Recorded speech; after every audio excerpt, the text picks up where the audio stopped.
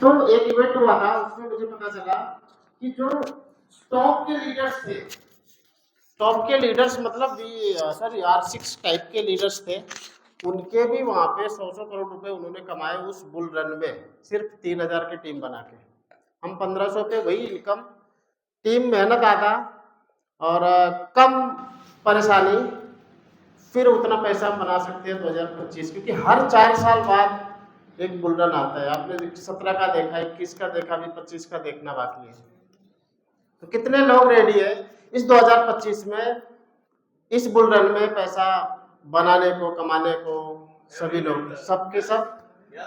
और ठीक है, तो उसी पे चर्चा करते हैं। पहला चीज आता है, सबके माइंड में रहता है कॉन्सेप्ट, जब जाता है हाथ में तो लोग आज के डेट में हर तरह के कॉन्सेप्ट को पता है। सिंगल लेग पहले चलता था, फिर उसके बाद बाइनरी वगैरह चला, ये सारी चीजें हुई, फिर ऑटो पूल आया, ये सभी का मिक्सअप हम लोग, क्योंकि हर तरह के प्लान्स में गुजर चुके हैं, ROI से लेके डिसेंट्रलाइज तक। अब सेंट्रलाइज और डिसेंट्रलाइज का मीनिंग पता ही होगा सभी को। सेंट्रलाइज्ड का मतलब है कि जिसको कोई चला रहा हो पर्टिकुलर, तो बाइनांस को तो कोई, ये सेंट्रलाइज्ड है, इसको तो कोई ना कोई चला रहा है। अभी महाराष्ट्र में एक न्यूज आई थी 2-4 दिन पहले ही, एक्चुअली वो 4 महीने पुरानी न्यूज थी। सीजी बाइनांस जो इसका पुराना सीईओ था, वो स्कैम में या किसी फ्रॉड में वो उसको सजा हुई है। तो बाइनांस ने जिस दिन उसको पता चला था ना, उसी दिन उसको सीईओ पद से हटा दिया था, सीईओ चेंज हो गया। बाइनांस इतना एक्टिव रहता है ना, इन सभी चीजों में वो कभी भी गलत जाता ही नहीं, करता ही नहीं, क्योंकि उसके पीछे पूरी दुनिया लगी रहती है। SEC, सिक्योरिटी एक्सचेंज कमीशन, जो क्रिप्टो कम्युनिटी को या क्रिप्टो एक्सचेंजों को जो है वो देख रेख करती है, तो वो उस चीजों पे वो जो है उनको बहुत निगरानी रखती है। तो वो ऐसे गलत चीजों को वो तुरंत हटा देते हैं, क्योंकि उसको पता है प्रॉब्लम आने वाली है। उसके बाद, उसके पहले ही जो है ये प्ले स्टोर से हट गया था, सभी को पता है। पहले तो लोग क्रिप्टो में आने के लिए डरते कि यार ये तो इलीगल ही नहीं है। 90% लोग सोचते हैं, बोलते भी है इलीगल है। गवर्नमेंट ने भी, कोर्ट ने भी ये बोला है कि ये लीगल भी नहीं है, इलीगल भी नहीं है, आपकी इच्छा, आप लेन देन कर सकते हैं। क्योंकि बिटकॉइन या क्रिप्टो करेंसी लेन देन की जरिया बनी हुई है, इसको तो हम होल्डिंग करने लगे, ट्रेडिंग करने लगे, पैसा बनाने लगे, क्योंकि ये सीमित रहती है। क्रिप्टो के बारे में तो सभी जानते हैं, हर वो पर्सन यहाँ बैठा हुआ क्रिप्टो से रिलेटेड प्लान जरूर किया होगा, ट्रेडिंग से रिलेटेड किया ही होगा।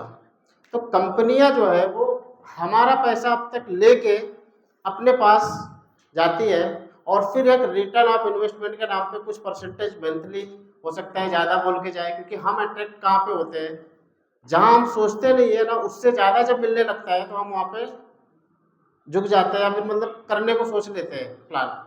तो वो कितना भी क्रिटिकल हो, तो हम लोग अब तक पैसा देते आए थे, क्योंकि ट्रेडिंग में 2017 से देख रहा हूँ, कर रहा हूँ। वजीरक्स लॉन्च नहीं हुआ था तब से किया। बाइनांस 2017 में आया था, 2018 से बाइनांस को देख रहा हूँ। बाइनांस का मतलब, लोग बोलते हैं सर बाइनांस का ऐसा, सब कुछ जानते हैं सर, ये 0.0001% ही मुझे पता है, ऐसा मान के चलो।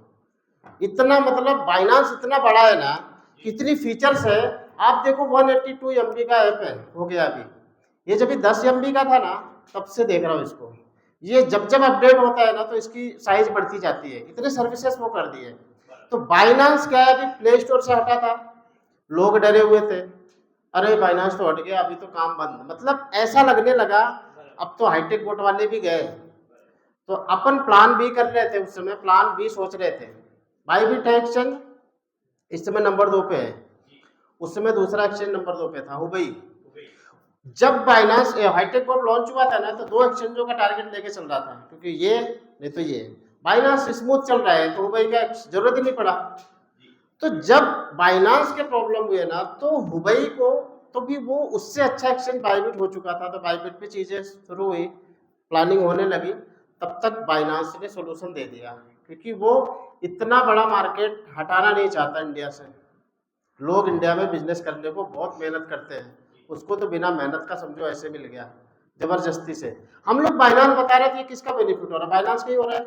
बाइनांस अपन को कुछ नहीं देता, लेकिन हाँ, हम जितना वॉल्यूम जनरेट करके बाइनांस को देते हैं, नॉर्मल ट्रेडर वो उतना ट्रेडिंग वॉल्यूम नहीं दे सकते।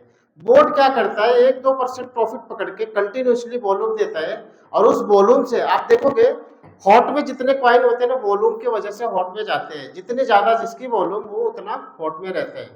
तो बोर्ड जो है ना वो कंटिन्यूसली बहुत ज्यादा टाइम वो बाय सेल करता है, और जितनी बार बाय सेल करता है वो वॉल्यूम तो उसी कॉइन पे जाते हैं। तो वो जैसे सभी के 1000 शेयर्स पे लगते हैं, तो 1000 शेयर्स की वॉल्यूम तो लगभग लाख दो 5 लाख डॉलर की तो पर डे की ऐसे ही हो रही है बोर्ड से, एक सिंगल बोर्ड। अभी सबके सब उस पर लगे तो बहुत ज्यादा हो जाती है, तो कंटिन्यूसली वो भी एक पार्ट है। तो बाइनांस का डर मन में नहीं रहना चाहिए, क्योंकि जो चीजें इंडियन मार्केट में 70 सालों में मेहनत लगी बनाने को, इन्होंने 7 सालों में उतनी वॉल्यूम जनरेट कर ली है, उससे ज्यादा 10 गुना ज्यादा। समय भी कम लगा, 10 गुना कम समय, और 10 गुना ज्यादा वॉल्यूम भी है। बाइनांस की रेटिंग की बात करें कॉइन मार्केट कैप पे, आप देख सकते हैं 10 में से 9.9 की रेटिंग है, बाकी एक्सचेंज 8 के नीचे, एक ही है शायद बाइबिट अभी आ चुका है 7-8 पे, बाकी सब 2, 1.5, 1.0 इतने रेटिंग में है सारे, बहुत सारे एक्सचेंजेस हैं। लोग जो है क्वाइन के नाम पे आपको ठगने आते हैं। ठगने का मीन्स कोई भी क्वाइन होता है ना, किसी भी 2 एक्सचेंज पे लिस्ट हो गया तो क्वाइन मार्केट कैप पे दिखना शुरू हो जाता है, और उन 2 एक्सचेंजों पे लिस्ट करने के लिए 100, 200, 500 डॉलर ही लगते हैं। बाइनांस क्या करता है कि क्वाइन के जो मालिक है उसको भी नहीं पता होता है कि बाइनांस कब लिस्ट करने वाला है। वो सडनली 10 मिनट पहले उस पर्सन को पता चलता है कि मेरा क्वाइन बाइनांस पे एक टाइम डिसाइड हुआ, वो लिस्ट करने वाला है।